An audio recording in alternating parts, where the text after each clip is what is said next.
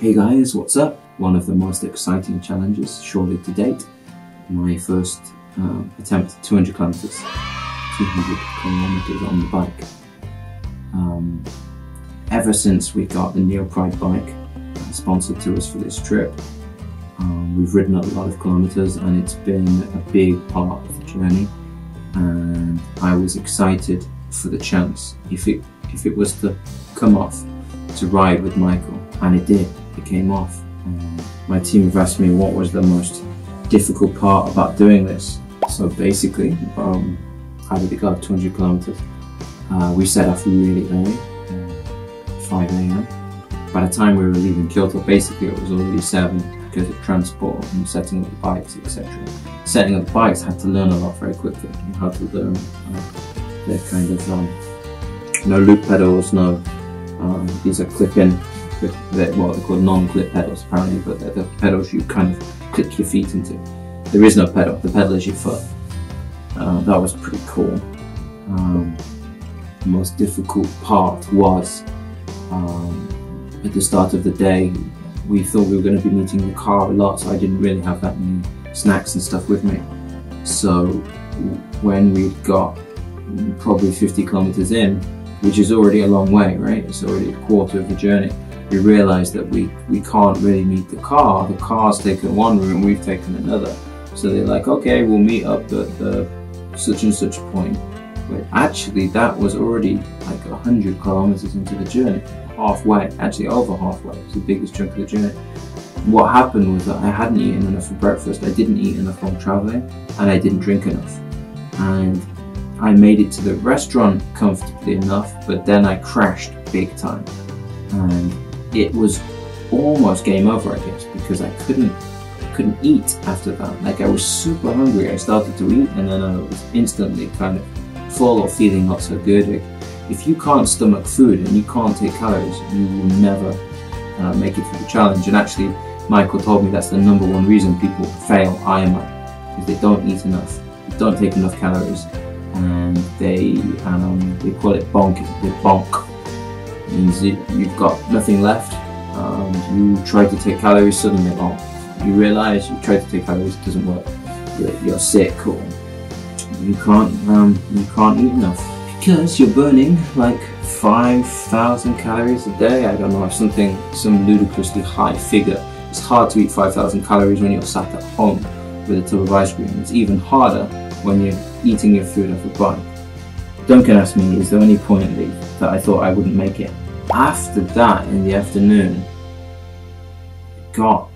I didn't get enough in me, but I got maybe just enough in me. And I took a few gels, a few bars, and I drank a lot of water from that point. And the rice I got inside me at lunch basically kept me going. So after that, didn't think I wouldn't make it. The challenge was, would I make it for sunset? Obviously, we kind of just missed it by about 15 minutes, but we got a beautiful twilight. So the only point where I thought maybe I wouldn't make it was when I almost had my bonking moment, and I thought I couldn't stomach food anymore, and I felt pretty rough in that restaurant, as you probably have noticed. My biggest motivational factor today was the man himself. What an absolute honour to ride with Michael Rice. So I already knew it would be kind of an amazing experience to ride with him, and I already knew he would be a great biker, better than myself. Of course, he's like a professional. But I learned a lot about the gap between somebody like me, who is a fit, kind of all-rounder. I do everything, you know, I love to do everything. I'm not a cyclist by any means. Like, bought my first pair of cycle shorts, first pair of cycle gloves, first cycle helmet, and riding on a professional racing bike for the first time in my life on this trip, all of them. Maybe I'm not a bad cyclist because I can apparently ride 200 kilometers in a day. It's no small feat, but watching Michael, and it's not just that he's so incredibly strong and that he could have ridden that like much faster, 2 hours, 3 hours faster. It's the control of the bike and what he does, because he's also riding like downhill, off-road mountain biking, not just racing bikes. So he was doing some insane things, you know, jumping the bike up curbs like this, turning the bike in midair before it lands, filming me like a professional photographer almost, from his bike with one hand or with no hands, stretching, doing like yoga off the bike with both hands off the bars. Kind of insane, that level of control and that level of skill. And now I know, like I could say, now I know kind of where I want to get to, the gap that I've got to fill. But actually, in fact, it's more like a realization that as the all-rounder that I am, and without being a dedicated cyclist, that's a gap I will basically never close. And nor do I feel like, after today, I didn't feel like I would ever need to close that gap, you know. To ride 200 kilometers or whatever my next challenge would be makes me super, super happy and satisfied, and it's unrealistic that I'll ever be able to jump the curb like that because I just don't have the balls to do it. So let's let Michael do that, and then hopefully he'll join me again for another challenge. The most amazing thing about riding with Michael, I think that question is in there because ever since I finished I've been like, oh my god, it's amazing, oh my god, he did this, oh I did that. I think I just can't forget the hopping up the curb, the way he did that. I mean, he jumped the bike several times, but the car came past the film, and you won't ever see this because the car came past and started filming me. Meanwhile, Michael accelerated, and basically it was just a curb there on the side, which was a really high curb. This is like a kind of highway road almost. And he somehow hopped up that curb.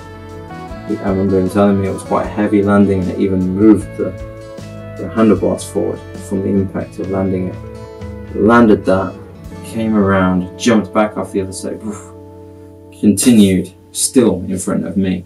So he was doing all kinds of stuff like that, riding up grass banks, yeah, a whole host of kind of jumpy stuff, and riding up steep slopes and back down the other side when the road was flat.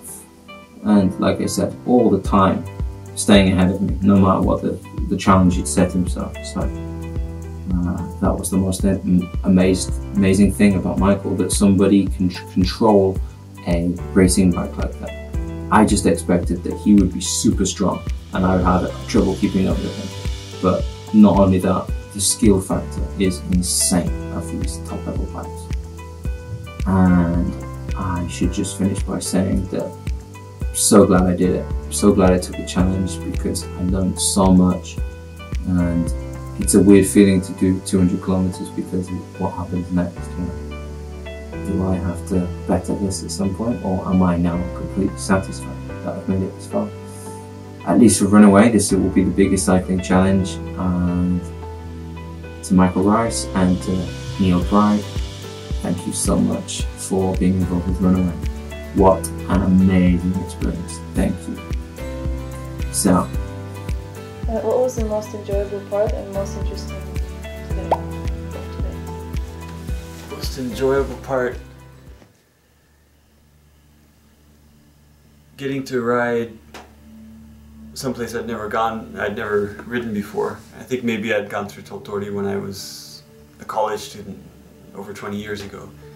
But yeah, I was really glad that the viewers voted for Tottori because I'd done the other two directions many times, and so I wanted to do something I'd never done before.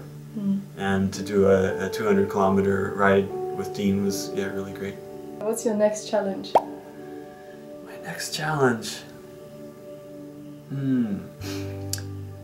Yeah, every year I do a triathlon. I made up my own triathlon. Swimming from Enoshima around Enoshima to the coast, and then cycling from there over Hakone, and then up to the 5th stage of Mount Fuji, and then running to the top of Fuji. It's really similar to yeah, to what you guys did for the first episode, I think, except you didn't have the swim in Enoshima at the beginning. But yeah, every year I do that with friends, and we kind of missed it. This is the first year we haven't done it, so I'd like to do it before there's too much snow on the top of Mount Fuji, maybe. Yeah, still this year? I'd like to try, but it's getting pretty late season. There's going to be quite a bit of snow. And how was it riding with Dean. How did he do today? Yeah, it was great. Yeah, I knew he didn't have that much cycling experience, and when somebody doesn't use clip-in pedals, that's the first sign. when somebody's just using regular style pedals, then you know that they're still not that experienced yet.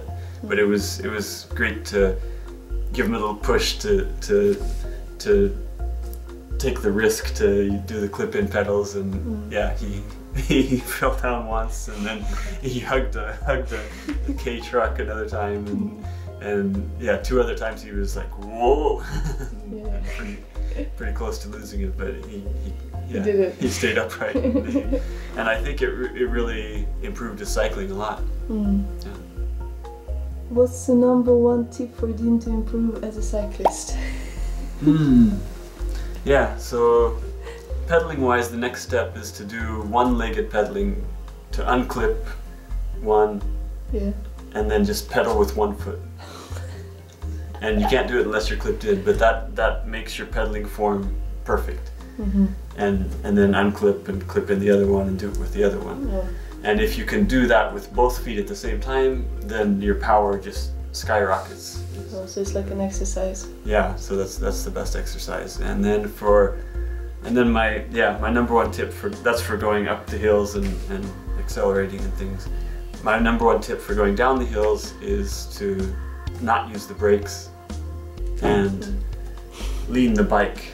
So a bicycle, you turn with the handlebars when you're going very slow. When you're going fast, you never turn with the handlebars. You turn by leaning the bike and carving the turns. And so I think that's a skill that Dean still needs to work on a little more. You put your outside pedal down, put all your weight on the pedal, don't put any weight on the handlebars, put all the weight down low, and then you just rail through the corners. And so that's a skill that yeah, you should have fun trying to improve. Wow, nice, cool. That's it. Anything else you want to add yourself? No, I'm glad that you invited me to come along on this adventure. It was definitely my pleasure to come and do this. I love doing long rides like this, and sometimes I get so into work that I can't force myself to take the time to go do a 200-kilometer ride. But I'm so glad that you invited me to join you this time. It's time to ride away. It's time to break away. Just get away, run away. I'm gonna run.